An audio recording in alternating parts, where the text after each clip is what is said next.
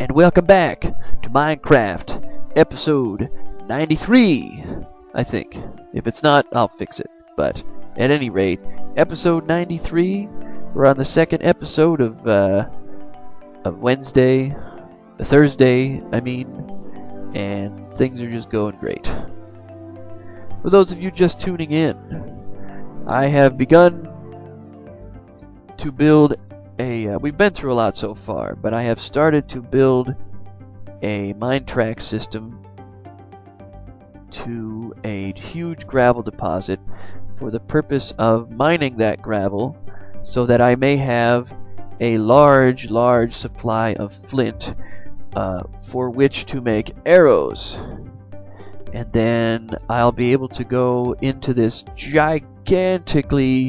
enormously, obnoxiously huge cave that I found recently, because we're diamond mining and resource mining for the purpose of building up my property. However, did it just get darker when I thought it was getting brighter? That is weird. Anyway, oh hey skeleton, do I have enough arrows to kill you? Yep. You're not knocking me off of this. I'm not even going to fish for your stuff. You can forget it. Anyway, we've got a goal set here, and I found a cave that's too massive for any one person to explore, but I'm going to try it anyway. It's just so giant, I didn't have the tools to survive it. So I had to double back and build this track system to an area that has a tremendous amount of gravel, and I'm gonna mine the flint out of it so that I can make. I probably need 4 stacks of arrows. I'd be happy with that. That's a stack of flint. I don't have the feathers to support it right now, but I can get them.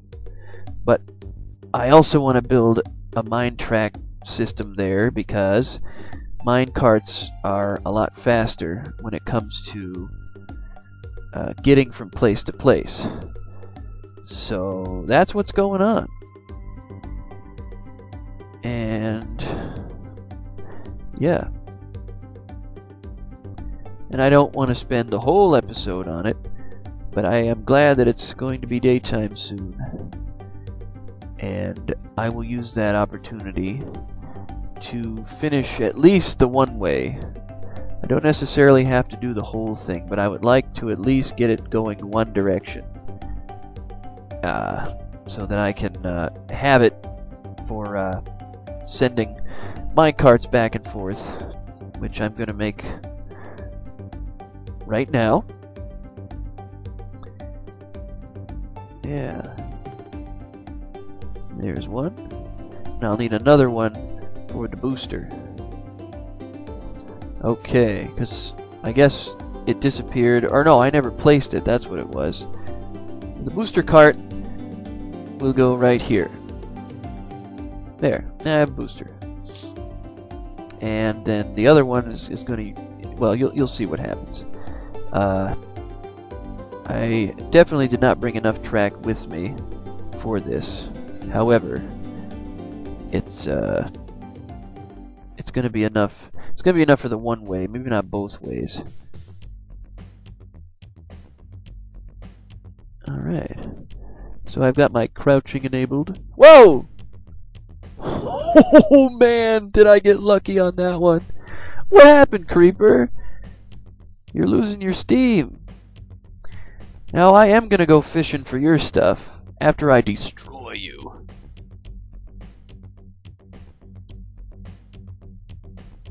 Oh, that's cool. When you shoot the arrow through the water, it actually makes bubbles. Yeah, I needed that gunpowder. Gotcha. Oh yeah, colon D and all that stuff. Man, did I get lucky on that one. He was right behind me and couldn't keep his footing. That's because I didn't inspect the area before I decided to traverse it. You gotta be careful. Anyway, I also started using crouching, because crouching makes it so much easier to build up in the air like this. Normally I would have had to have made a bunch of pillars to connect all the track, but now all I have to do is hold down crouch, which I have as my number pad 0, so my right pinky can depress it, and I just move right along here, and I can go a lot farther in a shorter amount of time. With it's kind of the same speed as when you're in water that you move with crouching, but it's really convenient because sometimes I fall off, but it's very rare. It doesn't happen all the time, and I can just build these long stretches of cobblestone for mine track without having to worry about constantly falling off. And of course we know in single player there is no respawn, so there's that. But I just move it right along, and as you can see how much more rapid this is getting finished. And this is a pretty long system, but it's worth it. Here we are, and now we go this way. This way is not nearly as far as that way, but the payoff is great. It really is.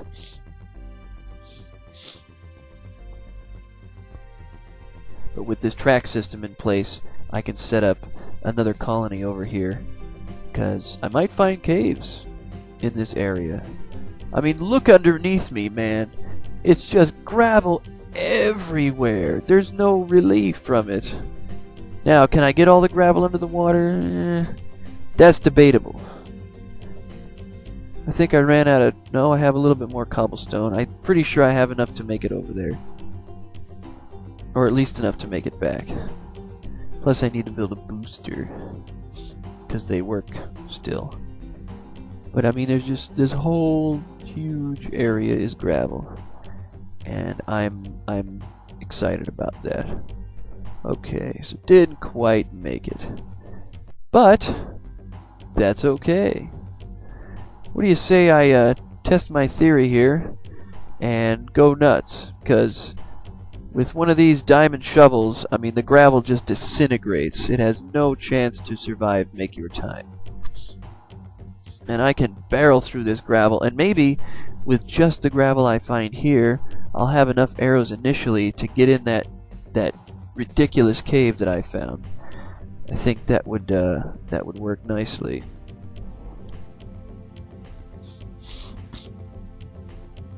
Yeah, it's yielding, you know. But I get 1,000 hits, or 1,024 hits, something like that, out of the diamond shovel. So I'm going to collect a lot of gravel that I probably will never use again. But at the same time, I'm going to collect all this flint. And that's what it's all about.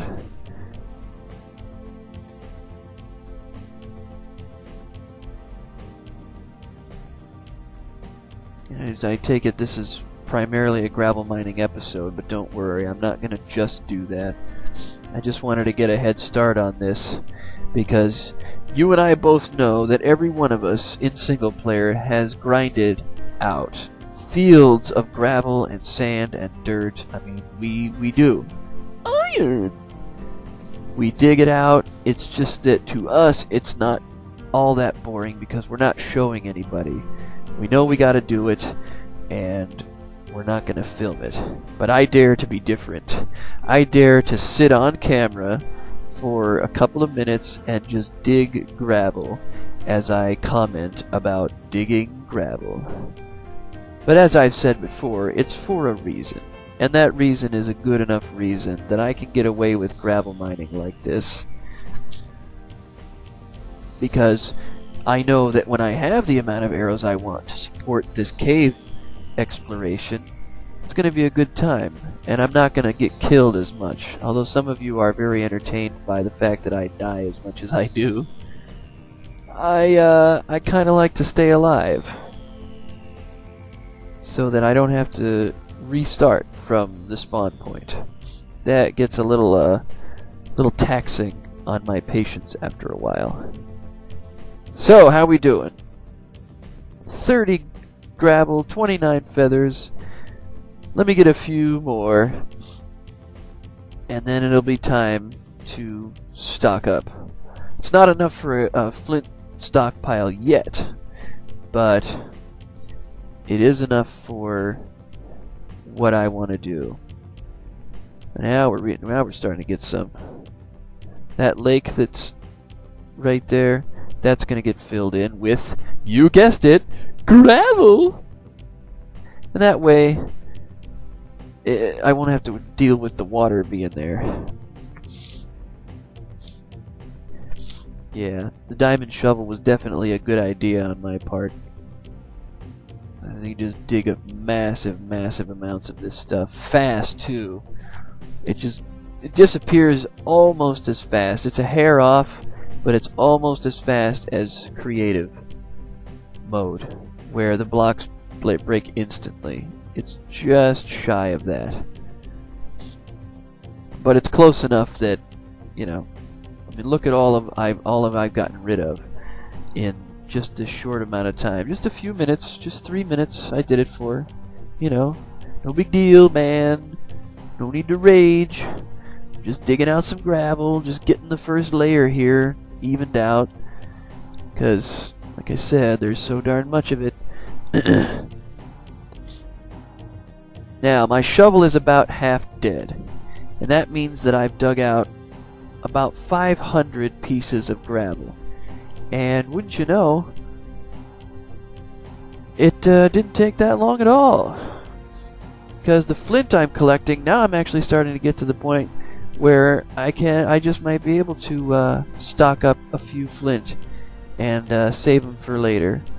My goal really is 64 flint right now. That's what I would like to get, and I'm just about there. Only need 6 more, 5 more, 4 more.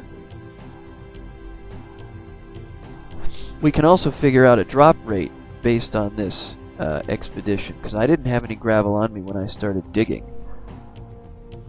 There it is, 64.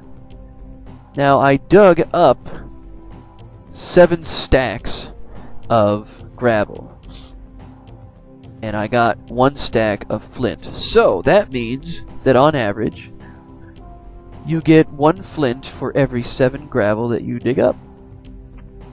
So now you know. The more you know. Yeah.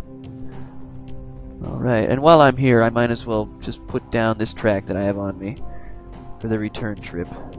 Now you're probably asking yourself, dude, why don't you just use the same track to go both ways? And the answer to that is simple. I like to be difficult. I like making a two-way Mynecraft system because it shows that I really worked hard to get it that way. That I wasn't just lazy. That I'm actually trying to develop a system here.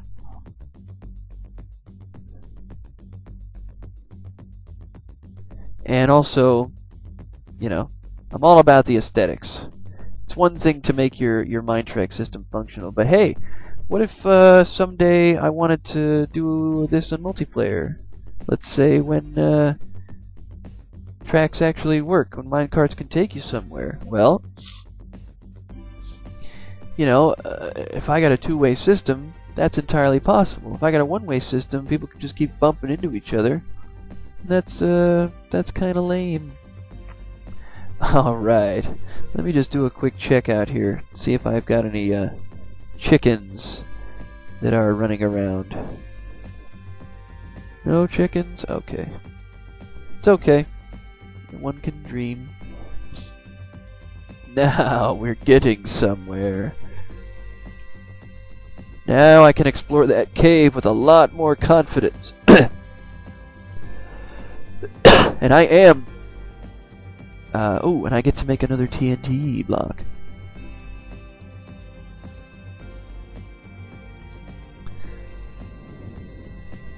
Yeah, I still haven't decided what I want to do with this TNT, but if anybody wants to make a suggestion, we're up to 6 blocks of it now.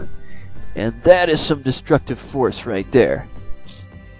So I'm going to deposit this flint and pick this up in the next episode. I thank you guys for watching, and we'll see you then. We're going caving.